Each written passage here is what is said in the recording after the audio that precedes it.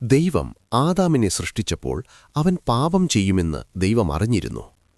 ദൈവം ആദാമിന്റെയും ഹവ്വായുടെയും മുമ്പിൽ വച്ച അനുഗ്രഹമിതാണ്: സന്താനകുഷ്ടിയുള്ളവരായി പെരുകി ഭൂമിയെ നിറയ്ക്കുകയും അതിനെ കീഴടക്കി സമുദ്രത്തിലെ മത്സ്യത്തിന്മേലും ആകാശങ്ങളിലെ പറവജാതികളിന്മേലും ഭൂമിയിൽ ചരിക്കുന്ന ജീവനുള്ള സകല ജന്തുക്കളിന്മേലും വാഴുക.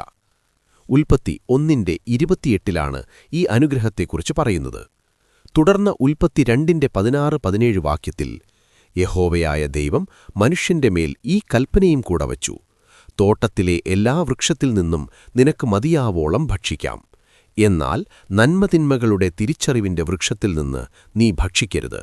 എന്തുകൊണ്ടെന്നാൽ അതിൽ നിന്ന് ഭക്ഷിക്കുന്ന നാളിൽ നീ നിശ്ചയമായും മരിക്കും എന്നു പറയുന്നു.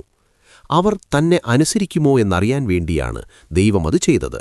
ഉദാഹരണത്തിന്, അത്ഭുതകരമായ ഭാവിയോടുകൂടിയ ഒരു പദ്ധതി പരാജയപ്പെടുകയേ ഉള്ളൂ എന്ന് ആരംഭം മുതൽ തന്നെ നിങ്ങൾക്കറിയാമെങ്കിൽ അത് ഏറ്റെടുക്കാൻ നിങ്ങൾ നിങ്ങളുടെ മക്കളെ പ്രോത്സാഹിപ്പിക്കുമോ? അവർ കഷ്ടത്തിലാകാൻ തക്കവണ്ണം നിങ്ങളെല്ലാം ആസൂത്രണം ചെയ്തിട്ടുണ്ടെന്നറിയാമെങ്കിൽ വരാനിരിക്കുന്ന ഉപദ്രവത്തെക്കുറിച്ച് നിങ്ങൾ അവർക്ക് മുന്നറിയിപ്പ് കൊടുക്കുമോ? അപ്പോൾ പിന്നെ ദൈവം അവരെക്കൊണ്ട് പ്ലാൻ ചെയ്ത് പാപം ചെയ്യിപ്പിച്ചു എന്നാരോപിക്കുന്നത് ന്യായമാണോ?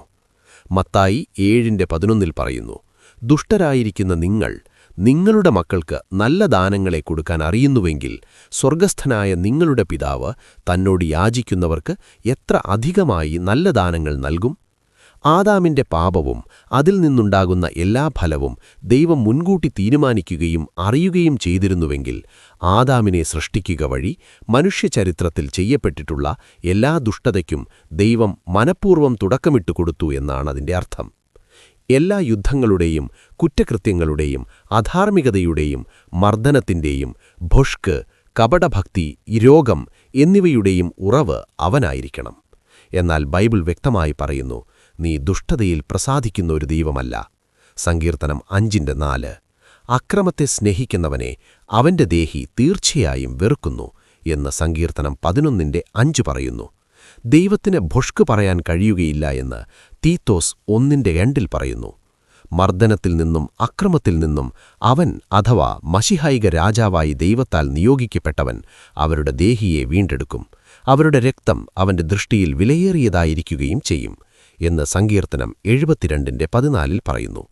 ദൈവം സ്നേഹമാകുന്നു എന്ന് 1 യോഹന്നാൻ 4:8 പറയുന്നു. അവൻ നീതിയും ന്യായവും ഇഷ്ടപ്പെടുന്നവനാകുന്നു എന്ന് സങ്കീർത്തനം 33:5 പറയുന്നു.